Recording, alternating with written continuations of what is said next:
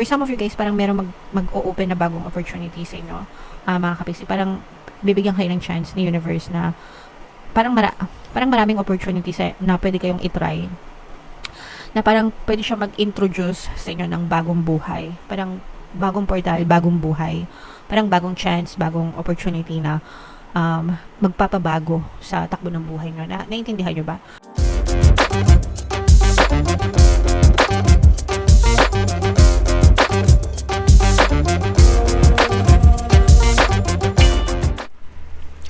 Hello guys, hello Scorpio, welcome back to Pinay Pixie Tarot. Ang pamagat ng episode natin for tonight is monthly mid-month kapalaran para ngayon sa October 16 to 31 para sa Scorpio, Sun, Moon, Rising, Sign, and Venus. If in case hindi kayo nakaresonate dito guys, try nyong panoorin yung video dun sa monthly horoscope nyo for October. Baka nandun yung energy nyo, mga kapiksi. Okay, so ito yung mga mensahe sa inyo ng inyong mga gabay guys ngayong October 16 to 31. Puro positive mga kapiksi. Unang-una, we have connection, no? So ibig sabihin nito maaaring maging maganda yung connection nyo, mga kapiksi, sa mga tao sa paligid nyo, and not just with the people pero with the spirits as well, your connection to the divine universe, mga kapiksi. And it's also very important na alagaan, guys, no? Dapat inaalagaan talaga natin yung connection natin, yung relasyon natin sa ibang tao, mga kapiksi, kasi no man is an island, ika nga guys, no? Walang nabubuhay mag-isa, mga kapiksi. Kahit nasabihin yung loner kayo or introvert kayo or whatever, kailangan pa rin natin ng relationship sa buhay natin. Hindi yung romantic relationship, no, pero yung relationship in general, yung pakikipagkapwa-tao, ganyan. So make sure na alagaan natin yon, mga kapiksi. Okay? And eto guys, this is changes, pagbabago, no? Sa buhay natin, dadaan talaga tayo ng mga cycle, ng mga chapters, no? Sa buhay natin, there are good and there are bad cycles na pwedeng ma-experience nyo sa buhay natin. Pero ibig sabihin lang na to, everything passes, no? Everything passes away. This too shall pass, no? Kumbaga parang lahat, whether it's good or bad, everything, lahat lumilipas din sa buhay natin. So make sure na kung ano man yung na-experience nyo right now, make sure na vina-value nyo siya, di ba? Kung maganda, kung importante yung nararanasan nyo ngayon, make sure na i-value nyo, pahalagahan nyo. Kung negative naman, just tell yourself, this too shall pass, no? Lilipas din yan, hindi yan permanente, okay? So, yeah. Comment down below guys if naintindihan nyo yung mensahe sa nyo. And then we have the plants energy. Ito guys, parang sinasabi dito na unang-una alagaan natin yung ating Mother Earth, no, sa kung ano man yung pwede nating mai-contribute para mapaalaga, dahil itong ating tahanan, dito tayo nahihimlay, mga kapiksi. We are species of Earth, ika nga. So make sure na alagaan natin kung paano natin inaalagaan yung bahay natin, tahanan natin. Ganun din natin dapat pahalagahan si Mother Earth, mga kapiksi. So kahit na kung ano yung pwede nyo i-contribute, maliit man or malaki, gawin nyo, mga kapiksi. And this is also another message of planting good seeds in your mind, guys, no? Dahil kung ano yung itinatanim natin, yun yung inaani natin, mga kapiksi. Hindi pwedeng mamunga ng mangga yung puno ng santol, ika nga, no? So make sure na kung gusto nyo mag-harvest ng magagandang bunga sa buhay nyo, ibig sabihin maganda yung ma-push out sa inyong physical reality, dapat magaganda rin yung tinatanim nyo sa inyong isipan, yung mga belief system na pwede kayong makinabang. So that's why sinasabi ko palagi sa inyo, think positive, kasi kung ano yung tinanim mo, yun yung aanihin mo. Hindi ko sinasabi sa inyo think positive para lang ma-motivate kayo or para lang ganahan kayo or what, no? Sinasabi natin think positive kasi yan talaga yung aanihin nyo, and fact-based yan, mga kapiksi. Okay? So, wag na wag kayong mag-iisip ng nega, guys. wag na wag kayong tatanggap ng anything na negative kasi ayaw nyong ma-experience yan sa buhay nyo. Okay? Alright. So, comment down below guys if feeling nyo nakaresonate kayo dyan sa mensahe na yan. Tingnan natin yung ganap sa inyo guys ngayong October 16 to 31. Shuffle natin to mga kapiksi. Habang sinashuffle ko to, panoorin nyo muna yung video natin. Excuse me. Regarding sa ating paano mag-manifest ng abundance video course. Kapiksi, sawa ka na ba sa mga struggles at hirap sa buhay mo? Masipag ka ba at masikap sa buhay ngunit hindi ka pa rin umaasenso? Ilang beses ka na bang nag-attempt mag-negosyo at mag-invest pero palagi ka pa rin nalulugi? Sa pagkakataon na ito ay maaaring may subconscious beliefs ka na nagiging balakid sa iyong pag-unlad at pagyaman. Introducing, paano mag-manifest ng abundance video course. Dito ay matututunan mong ma-overcome ang mga balakid mo para tuluyan ka ng umunlad, umasenso, sumagana, maging matagumpay, successful at maswerte sa iyong kabuhayan, pera, trabaho, negosyo, salapi at kaperahan ng bonggang-bongga. Dali, mag-send na ng email sa pinoypixitaro@gmail.com at simulan na ang iyong pagyaman ngayon. Alright, so sa lahat ng gusto mag-avail ng course guys, meron tayong promo ngayong October. Magbibigay tayo ng free 3-in-1 pampaswerte subliminal sa pampaswerte sa buhay, sa pera at sa love life worth 1,500 yung freebie na yan guys, kaya i-avail nyo na. And meron din tayong bagong course mga kapiksi, paano mawala ang third party at magkaroon ng harmonious na relationship para mawala yung mga kabit ng mga jowa nyo guys. 20% discount naman yan until October 31, kaya i-avail nyo na mga kapiksi.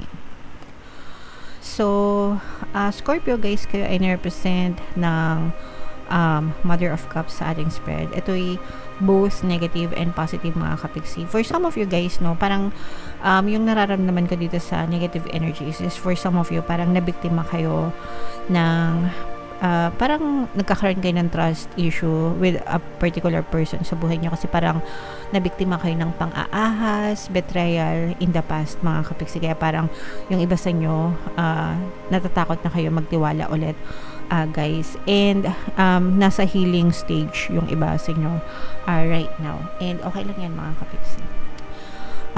Sometimes talaga ganun, may mga experience talaga tayo na mga taong mapang-abuso, mga taong mapagsamantala, ganyan, kahit na gaanong kabutihan yung pinapakita natin sa kanila, may times na mapagsasamantalaan pa rin tayo. So, focus on forgiveness guys, focus on your healing. Hindi mo deserve na masaktan dahil lang sa ginawa ng ibang tao sa inyo mga kapiksi, okay? And in the future guys, medyo mag-ingat na lang kayo sa mga pinagkakatiwalaan nyo mga kapiksi, strangers man or kakilala nyo man, para hindi na kayo maabuso guys, okay? And on the positive side naman guys, meron tayong presence ng dito ng fire sign, earth sign, Capricorn, Taurus, Virgo, at saka water sign, Cancer, Pisces, Scorpio. For some of you, maaaring may ganyan kayo sa inyong natal chart. Ito naman guys, nakikita naman natin na unti-unting gumaganda yung energy nyo pagdating sa trabaho, especially kung mga empleyado kayo guys. Parang nagsisimula ng gumanda yung performance nyo, nagsisimula na kayong makilala, nare-recognize na kayo ng mga boss nyo, mga managers, mga supervisor. Pwedeng yung iba sa nyo guys, pwedeng parang ayun nga, parang umiingay yung pangalan nyo mga kapiksi, nagiging sikat kayo or nakikilala kayo sa trabaho nyo kasi dahil dun sa performance level nyo mga kapiksi. And syempre kapag maganda yung performance nyo sa trabaho, may chance na magkaroon kayo ng mga incentives, ganyan. Syempre incentives, pera yun guys. Pera yung katumbas nun mga kapiksi. So ipagpatuloy nyo lang, at saka yung iba sa nyo pwede rin kayong either ma-promote or maging candidate for promotion mga kapiksi. So what else guys, meron ditong naiinggit sa inyo dahil sa galing nyo sa trabaho mga kapiksi. So yeah, so mag-ingat kayo mga kapiksi kasi habang gumagaling kayo sa trabaho, pwedeng may mga taong naiinggit sa inyo guys, no? So again, kaya nga sabi natin, mag-ingat kayo sa mga pinagtitiwalaan nyo, mga kinukwentuhan nyo mga kapiksi kasi baka mapahamak kayo. Alright? Yung iba sa nyo guys, parang meron kayong tendency na mag-overthink So, kailangan yung paglabanan yung overthinking na yun, mga kapiksi. Overthinking negatively, guys, kasi nagdadala siya ng ano sa inyo, ng parang alalahanin, parang nagiging anxious kayo dahil sa pag-overthink nyo, guys. So, this is something na kailangan nyo i-work out para mawala yung kanigahan nyo. For some of you guys, parang meron mag-o-open na bagong opportunity sa inyo, mga kapiksi. Parang bibigyan kayo ng chance ni universe na parang maraming opportunity na pwede kayong itry, na parang pwede siya mag-introduce sa inyo ng bagong buhay, parang bagong portal, bagong buhay, parang bagong chance, bagong opportunity na magpapabago sa takbo ng buhay nyo. Naiintindihan nyo ba? So, let's say for example, nasanay na kayo na nagtatrabaho for number of years, no? Regular na kayo sa trabaho, wala na kayong ginawa kundi gigising sa umaga, papasok sa trabaho, uuwi, repeat. Okay? Tapos parang merong i-introduce sa'yo sa universe na, subukan mo to, ganyan. Tapos parang magbibigay ito ng excitement sa inyo, and parang mapupunta ka parang magbabago yung routine mo, magbabago yung nakagawian mo, mga kapiksi, and parang magbubukas siya ng ibang pintuan. Naintindihan nyo ba? Tapos parang magiging makulay yung buhay nyo, parang magdadagdag siya ng kulay sa buhay nyo, mga kapiksi. So, if you are somebody na manifesting ng bagong buhay, bagong pag-asa, this one is for you, kasi talagang nakikita natin na magsisimulang maging makulay yung boring mong buhay, at least yung iba sa inyo, okay? So, kung feeling mo boring yung buhay mo ngayon, huwag kayo mag-alala kasi mabibigyan ng kulay yan, mga kapiksi. Okay? So, comment down below.